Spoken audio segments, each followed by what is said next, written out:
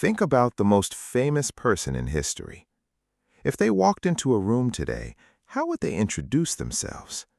Would they use a title like the Great One, the King, or the Savior?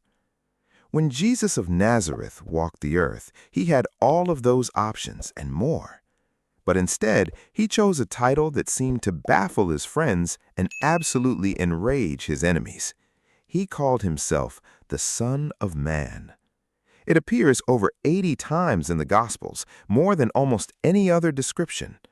At first glance, it sounds so ordinary, so human, and so humble. But in the ancient world, this was the most loaded, dangerous, and explosive title he could have possibly picked. The problem we have today is that we hear Son of Man and we just think it means human. We assume he was just highlighting his relatable, fleshy side, while Son of God was the title meant for his divinity. But if that were true, the religious leaders of his day wouldn't have tried to stone him for using it. They wouldn't have called it blasphemy.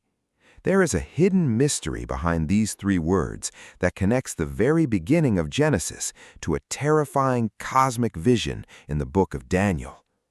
By calling himself the Son of Man, Jesus was making a claim that went far beyond being a nice teacher. He was claiming a role that most people were too afraid to even speak out loud.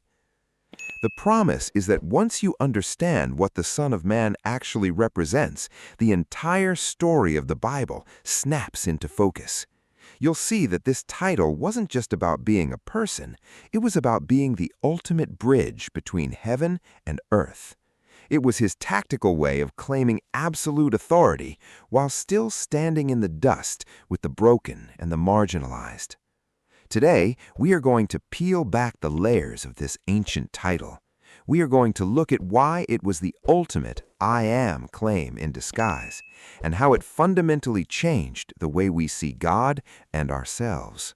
To understand the first step, we have to travel back to a dark night in the life of the prophet Daniel. Daniel was a high-ranking wise man who had a series of intense prophetic visions about the future of the world. In one specific vision, recorded in Daniel 7, he sees the nations of the earth represented as terrifying, chaotic beasts rising from the sea. But then, the scene shifts to the throne room of heaven. He sees the Ancient of Days, God himself, sitting on a throne of fire. And then, he sees something that changes everything. Daniel writes in chapter 7, verses 13 and 14, "I was watching in the night visions, and behold, one like the Son of Man coming with the clouds of heaven. He came to the Ancient of Days, and they brought him near before him. Then to him was given dominion and glory and a kingdom that all peoples, nations, and languages should serve him. His dominion is an everlasting dominion, which shall not pass away, and his kingdom the one which shall not be destroyed." This was not just a man. This was a figure who rides the clouds, a privilege the Bible usually reserves only for God. He is given the authority to rule over every single person who has ever lived.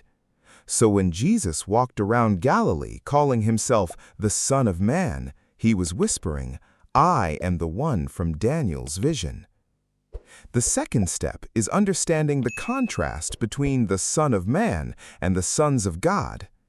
In the ancient world of the Bible, the phrase sons of God often referred to angelic or spiritual beings. In Genesis 6, we hear the strange and troubling story of the sons of God who rebelled against heaven. These were the Watchers, angels who left their proper domain to interfere with humanity, producing a hybrid race of giants called the Nephilim. This rebellion brought chaos, violence, and destruction to the earth. It was an attempt by spiritual beings to seize control of the physical world in an unnatural way. Jesus stands in direct opposition to that old story. While those sons of God tried to climb down and corrupt humanity to make themselves great, the Son of Man did the opposite. He was the divine Word that became flesh, not to exploit us, but to dwell among us.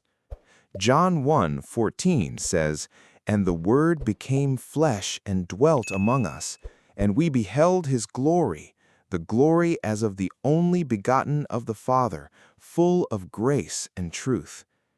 The title Son of Man is a declaration that the broken relationship between heaven and earth is being repaired. He is the new man, the one who finally gets it right and rules through love rather than the violence of the ancient giants. Step 3 takes us into the heart of the most famous prophecy in the entire Bible, Isaiah 53. For 700 years, the Jewish people had been looking for a king who would be a conqueror, but the prophet Isaiah drew a different portrait. He described a servant who would be despised and rejected by men, a man of sorrows and acquainted with grief. Isaiah says in chapter 53, verse 5, "But he was wounded for our transgressions, he was bruised for our iniquities. The chastisement for our peace was upon him, and by his stripes we are healed." Jesus used the title Son of Man to tie the cosmic glory of Daniel's vision to the agonizing suffering of Isaiah's servant. He told his disciples in Mark 10:45, "For even the Son of Man did not come to be served, but to serve, and to give his life a ransom for many."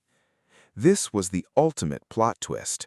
The one who had the right to ride the clouds and judge the world was choosing to be the lamb led to the slaughter. He was showing that the highest form of power isn't the ability to crush your enemies, but the willingness to die for them. He was defining what it truly means to be a human being made in the image of God. The final step comes during the most dramatic moment of his life, his trial. He was standing before the high priest, chained and beaten. The high priest asked him point blank, "Are you the Christ, the Son of the Blessed?" Jesus could have stayed silent, but he chose that exact moment to drop the veil. He answered, "I am, and you will see the Son of Man sitting at the right hand of the power and coming with the clouds of heaven." This was a direct quote from Daniel 7. He was telling the people who were about to kill him that they were looking at their final judge. He was claiming that even the cross wouldn't be the end of his story. The profound insight here is that the title Son of Man is where God's absolute holiness meets our total frailty. It is a title of humility that hides absolute, universe-sustaining authority. Jesus didn't just want to be a God who manages us from a distance. He wanted to be a God who understands us from the inside. He became the Son of Man so that we could become the children of God. He wore our skin, breathed our dust, and felt our pain, so that no one could ever say that God doesn't know what it's like to suffer. He is the good shepherd who doesn't just watch the flock, but walks into the wolf's mouth to bring them home. If this message opened the Bible in a new way for you today, the most important thing you can do is hit that subscribe button and leave a comment below. It doesn't have to be long. Just let us know which part of this history hit you the hardest. Share this video with someone who needs to know that the God of the universe isn't far away. He is closer than your next breath. We depend on you to help us spread the word and keep this mission going. Thank you for being a part of this journey, and please keep us in your prayers. God bless you.